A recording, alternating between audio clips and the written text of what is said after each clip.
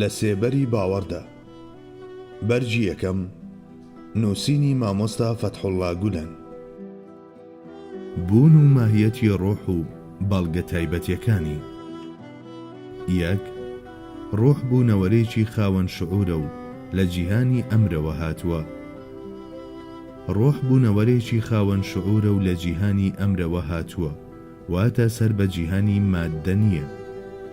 با لێرەدا هەندێک ڕوونکردنەوە لەسەر ئەم دوو جیهانە بدەین. جیهانی ماددە و بینرا و ئەلشەهادە ئەم جیهانەیە کە دەیبینین و شاید حاڵی دەبین. جاری وایە جیهانی مولکیشی پێدەوترێت. خوای گەورە لەم جیهانەدا بەدی دەهێنێت، دروست دەکات، دەژیانێت، دەمرێنێت و بوونی جۆرا و جۆر دەئافرێنێت. شتانی بەدی هات و شکلی دیاریکراویان بەبەردا دەکرێت و دەڕازێنرێنەوە.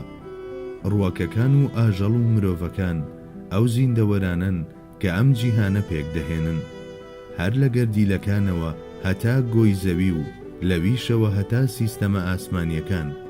هەر شتێک کە بەچاو دەبیندرێت و بەدەست دەگیرێت و بۆشاییەک دیاری دەکات پارچەیەکن لەم جیهانە مادیە. بەڵام جیهانی ئەمر پێوەرە مادیەکانی بەسەردا جێبەجێ نابێت و زیاتر جیهانی یاساکانە. لەم جیهانەدا مەعنا بنچینەیە نەگمادا. لەبەر ئەوەی گرتن و دەورەدانی مەعناژ مەحاڵە، ئەوە ئێمە تەنها ئەو فەرمانبەریانەی ئەم جیهانە دەبینین کە درێژ بوونەتەوە بۆ جیهانی مولک و بەدی هاتن و هەوڵ دەدەین لەم ڕێگەیەوە لە جیهانی ئەمر تێبگەین. لێرەدا بە مەبەستی ڕوونکردنەوەی زیاتر نمونەیەک دەهێنینەوە. با تەماشای تۆوێک یان ناوچێک بکەین. ئەم تۆوەی کە خۆی سەر بە جیهانی ماددەیە، گرەیەکی ژیانی لە خۆیدا هەڵگرتووە کە پەیوەندی بە جیهانی ئەمرەوە هەیە، چونکە لە هەموو ناوکو تۆوێکدا یاسای گەشەکردن و سەوزبوون و نەشون و ماکردن بوونی هەیە. ئەم گرەی ژیانەی ناوتۆ و دەتەقێتەوە و دەکرێتەوە و چرۆ دەکات. اینجا دەبێت بە نەمام و لە کۆتاییشدا دەبێت بە درەخت و میوە دەبەخشێت. ئەمەش لە سایەی ئەو یاسای گەشەکردنەدا ڕوودەدا کە لە ناو تۆدایە. بەڵام ئەم یاسایە نە بەچاو دەبیندرێت و نە بەدەستیش دەژیرێت، دەنجیشی نابیسترێت. ئێمە تەنها قۆناغ بە قۆناغ گۆڕانی ئەو بوونەوەرە دەبینین کە ئەم یاسایە تیایدا فەرمانڕەوایە، واتە ئەو لایەنەی دەبینین کە ڕووی لە جیهانی خەڵقە، وەلێ ئەو ڕووی نابینین کە سەر بە جیهانی ئەمرە. بەڵام دام بە بوونیشیدا دەنین، چونکە مەحاڵە هۆکارە مادیەکان ئەنجامێکی لەم جۆرە بەرهەم بهێنن. ئەجینا پێویست دەکات هەموو گەردیلەیەکی خاک و هەوا گشت ڕۆکەکانی گۆی زەوی بناسن و خاوەن ئامێر و ئامرازگەرێکی وابن کە شکل و شێوە بدەن بە جۆرە لە ژمارە بەدەرەکانی ڕووەک. دیارە ئەمەش بە ئەندازەی ژمارەی ڕووەکەکان مەحاڵ و ئەستەمە. تۆوێک لە منداڵدانی دایکدا چەشنی ئەو تۆوەی کە دەکەوێتە ناوسنگی خاکەوە بەهۆی یاسای نەشون و ماکردنی ناوهێلکەوە گەشە دەکات.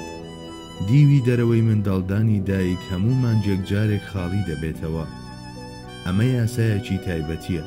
پاشان دیوارەکان لە شێوەی کۆگای ڤیتامیندا ئامادە دەکرێن بۆ پێشوازیکردن لە ئەگەری هاتنی تۆوێکی میوان. ئەمەش خۆی بۆ خۆی یاسایەکە. تەنها یەک دانە لەو ملیۆنان تۆوەی کە دەڕژێنە منداڵدانەوە پێشبڕکێکە دەباتەوە و پەڕەی هێلکە دەدڕێت و هەر کە چوە ژوورەوەش سەرجەمی دەرگاکان دادەخرێن. ئەمەش یاسایەکی دی. پاشان وەکو لە قورئاندا ئاماژەی بۆ کراوە، هێلکەی پێیتێنرا و لە سێ ژووری تاریکدا قۆناغەکانی خانە و شانە و ئۆرگان دەبڕێت کە ئەمەش یاسایەکە و بە هەزاران ڕەحمەتی سەرسوڕهێنەر گۆش دەکرێت. بە هەموو ئەمانە دەڵێین یاساکانی گەشەکردنی کۆرپەلە. بەهۆی ئامێرە تایبەتەکانەوە ئەو قۆناغانە دەبینین کە کۆرپەلە پێیاندا تێپەڕ دەبێت. بەڵام ئەو یاسایانە نابینین کە ئەم ڕووداوانە بەڕێوە دەبن. بە هەمان جۆر هەرچەندە یاساکانی ڕاکێشان و پاڵنان و هێزی ڕاکێشانی زەوی لەلایەن هەمووانەوە قبوڵ کراون، کەچی هەرگیز ناتوانین خودی یاساکان ببینین. ئێمە تەنها دەرەنجامی چالاکی ئەم یاسایانە دەبینین کە لە جیهانی ماددەدا ڕەنجیان داوەتەوە. ڕۆحیش یاسایەکە و لە جۆری ئەو یاسایانەیە کە چەند نمونەیەکمان لەسەریان هێنایەوە. بەڵام ئەوەندە هەیە ڕۆحی ئادەمیزاد خاوەنی هەست و شعورە و ئەم تایبەتمەندیە لە یاساکانی دیکەدا بوونی نییە. خوای گەورە ڕۆحی لە جیهانی ئەمرەوە ناردووە بۆ ئێرە. کاتێک قورئان باسی ڕۆح بۆ پێغەمبەری خۆشەویستمان صلی الله عليه وسلم دەکات دەفەرموێت قل الروح من أمر ربي لێرەدا وشەی ڕەبی لە بری وشەی ڕەب العالەمین هاتووە و ئەمەش یەکێکە لەو بەڵگانەی کە ڕۆح سەر بە جیهانی خەڵق نییە و لە جیهانی ئەمرەوە ڕەوانە کراوە.